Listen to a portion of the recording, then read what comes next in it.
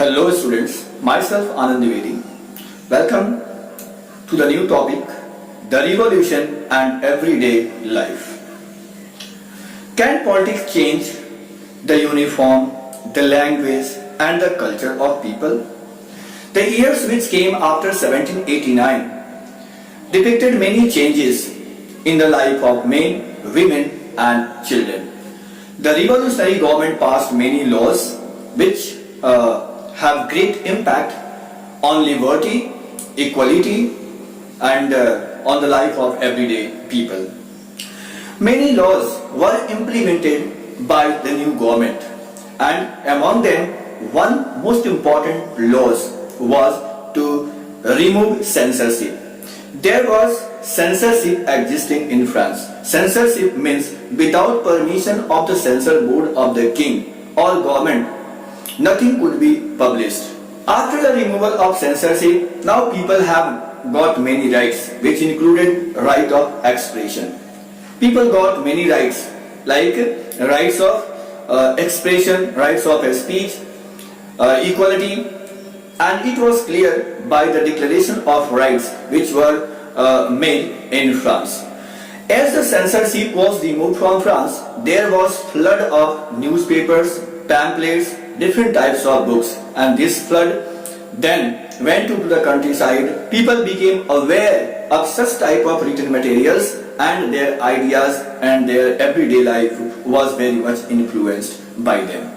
In these books, in these magazines, it was printed about the life of the people or about the political situation. Whatever things were being held in different parts of France was published in these books and magazines and in newspapers.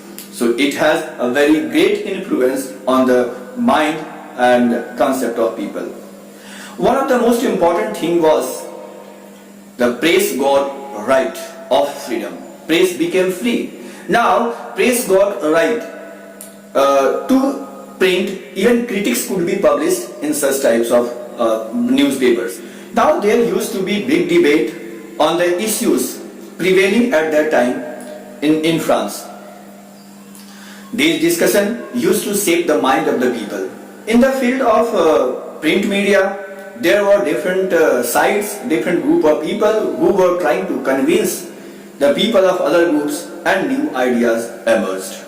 By these discussions, the ideas of justice, liberty, equality reached to the different places and to the different people, which were earlier not accessible by those who were not literate. Now, this discussion led to a big change in society. Let us see the conclusion of this chapter. Napoleon Bonaparte became the ruler of France in 1804. His ambition was to conquer entire Europe, and his ambition was to be the ruler of entire Europe. The countries where he used to win the battle, he used to remove the dynastic rule there, and he used to make a ruler from his own family, and again he started for the next country, for next journey. There were many improvements brought by Napoleon Bonaparte in Europe. So Napoleon saw himself as moderator of Europe. He introduced many laws such as protection of private property and system of uniform weight. He also introduced decimal system. Many people considered Napoleon Bonaparte as modernizer and liberator. They understood that Napoleon will bring lots of changes in the life of people, and their life will be improved, will be better than before. Very soon, the thought of the people changed because Napoleon proved himself as dictator. When his army came everywhere and started exploitation of people, then they understood that he was not a liberator. Finally, in the Battle of Waterloo in 1815, Napoleon was defeated.